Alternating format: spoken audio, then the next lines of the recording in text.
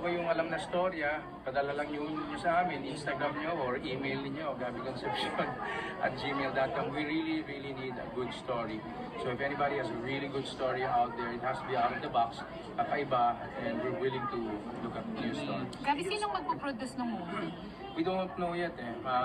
Pinag-uusapan namin na kami na lang. Pero of course, kailangan din namin ng ibang producers para everybody happy, magkakatulungan. Hindi mo naman pwedeng solohin na no man is an island. So we will have major producers.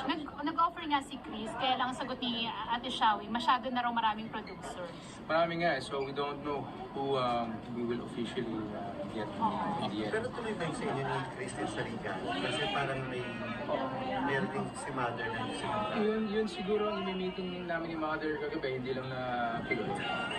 Pero definitely there will be some projects next year. Parang si Casey yata is going through another being contracted or nakakapagkwento niya ba ito? Oo, yun ang maganda sa buhay. It's unpredictable. And life is full of challenges, sabi nga nila, maraming hurdles. And again, ito na naman tayo sa mga hurdles ng buhay. Hindi lang naman siya lahat tayo. And nag-usap kami, and happy naman siya ngayon because of her new commercial. Ako ngayon ko din yung pinagpadala ng, video.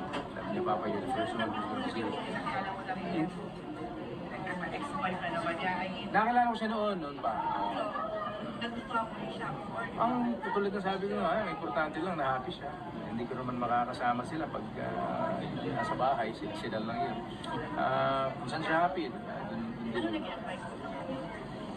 mahirap kasi maraming na ako nabigay sa kanya advice, pero pag nakikita kami, are you happy? How are you? Everything's okay? Importante lang naman, there's communication, itatawag ka, nag-uusap. Minsan makakausap mo lang, mawawala na yung problema. You don't even have to be specific. Nakita mo, Gabi, yung latest daring pictorial ni Casey. Oo, Yung post niya. Well, ako, I love art. So, maganda naman yung mga ganun. Marami naman ako nakikita ng mga ganung style. Pero, of course, coming from your daughter, nakakapanibago lang. But I'm open to that. Hindi naman ako, Hindi ka conservative na yung may mga nagre-react na too much. Well, there will always be critics, no? So, okay lang yun. That's how she feels. That's how she wants to express her photo sessions, her art form. So, si Sharon gusto na magka-apo kay Casey. hindi ko alam. Sabi niya kahit ipa-freeze, may partner daw wala. Pa-freeze daw, next maghanap ka na lang doon. So, Honor, basta daw magka-apo na, ikaw ba gusto mo na rin maging lolo kay Casey? Oh, it doesn't matter. Meron, wala. Ang importante lang yung magkakaroon ako po. Happy. Gab, para lang sa good vibes ng mga fans, pwede mo may kwento paano nag-start or nag-initiate nung pag-uusap niya ni Ate Sharon? Kasi pareho kaming nasa show na yon when I found out. Sabi ko, well, this is a good opportunity. Lahat ng bagay naman kasi nangyayari for a reason. So nung nakita kong nangyayari yun, sabi ko, maganda to. Because alam kong may magandang pupuntahan to. Yun lang nasa isip ko, pero hindi ko alam kung anong mangyayari. Yung feeling lang. Yung feeling. So after niyo magsama sa stage, sa backstage ba, nag-usap kayo or yung sa room na sinasabi? Before pa. Nag-usap muna kayo. Then after nun, hindi pa nasundan ulit. Hindi pa. So, Gabs, may maliwanag na agreement kayo na nagagawa talaga kayo ng movie together? Oo, naghahanap lang kami ng everything is timing. Kumbaga sa gagawa ka ng pastry o cake or whatever, no? Kailangan nandun lahat ng ingredients. Pag kulang yung ingredients nun, pero medyo... Kasi nung press con, sabi niya na siya talaga open siya. Yes. Ikaw daw yung medyo, hindi niya sure kung ikaw open. So, ikaw sinasabi mo. Ever since pa, kaya lang naman hindi natuloy talaga noon, sa totoo lang, there's no story. Walang story. Maraming story, pero hindi yun yung story hinahanap mo na. Sa dami ng nagawa natin, medyo alam natin kung ano yung feel natin na magugustuhan ng crowd. Kung gusto mo yung story, malamang magugustuhan din ng tao because it's the same feeling. So, wala akong nakikita ganun. Katulad yung nangyari doon sa amin na ika-anim na utos nung nakita ko yung story. Talagang, ang gaganda. Lahat ng mga ginawa ko nung bumalik ako, nababasa ko na pag-aaralan ko, nararamdaman ko, marami na rin ako na-reject. Because feeling ko it's not for me. or it's not going to go the direction you feel it's going to go to. Tama naman. And yun ang nangyari sa amin the last time. Kung ano man nung lumabas na publicity, syempre that's their version. Pero yung sa akin, alam ko naman yung totoo.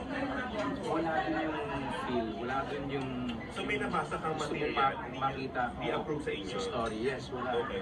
So at That's least, why nagre-request ako kung meron kayong alam na story, if you know a good scriptwriter out of the box, meaning hindi siya yung ordinary, The usual. o medyo malalim siya, okay din. Because, you know, we have a good audience. Hindi naman pwedeng dark for, you know, for us. No? Pero Mas okay pwede yung ang ako, I like yung mga ganyan because I can explore yung kakayanan natin. Pero with different leading ladies. na magiging maganda sa iyo. Let's see, basahin natin yung story. So sa ngayon wala pa. Wala pa kayo Wala pa eh, wala pa. Kasi ano lang, ngayon lang nangyari. So ngayon lang kami talagang nag-isip na, okay, let's do this, maghanap ngayon tayo. Nagbatuan kami kung anong story maganda. So more or less na pag-usapan namin, it has to be neutral. But, you know, it can swing either way basta maganda yung story. Minsan hindi mo pwedeng tanggalin ang isang eksena dahil kailangan yun doon. That's open ka sa lahat na pwedeng gawin ni Sharon. Yung may mga halimbawa, may mga intimate scenes na gagawin, may mga limitations na ba? Pampayat na kayo ni Sharon, mga session. Pwede. Hindi lang pwede mag-underwear. Pero Gabs, totoo ba na before, isa daw sa mga reasons kaya hindi niya tuloy, yung talent fee na parang... Wala. In fact, I want to let you all know about this. I also mentioned na wala akong talent fee, nabigay lang yung video rights kay Casey, lahat ng rights kay Casey because it's our legacy to our child. Yun lang ang akin. I even told Sharon, walang talent fee, I'm okay with that. Bigay lang natin yung Ganun pa rin ba yung offer mo this time? iba na ngayon because there's no producer. Kami na ang gagawa. Okay. But lahat naman yan na pag-uusapan. Gabs, yung reaction mo nung anong feeling mo nung reaction sa inyo sa MOA Arena nung nag-duet kayo? Ang ganda. Ang ganda. Kaya yung feeling na sinasabi ko. Nararamdaman mo that something good is going to come out of this. Hindi mo lang alam kung hindi nga kami nakaschedule para kumanta rin. Sabi ko niya, So, hindi siya pilano. hindi namin na plinano kasi ang mangyayari niyan, madalas nasa huli kami linalagay. Mauna na ako because may lakad pa ako. Ang naging usapan doon, kung okay lang, mag-do it kami.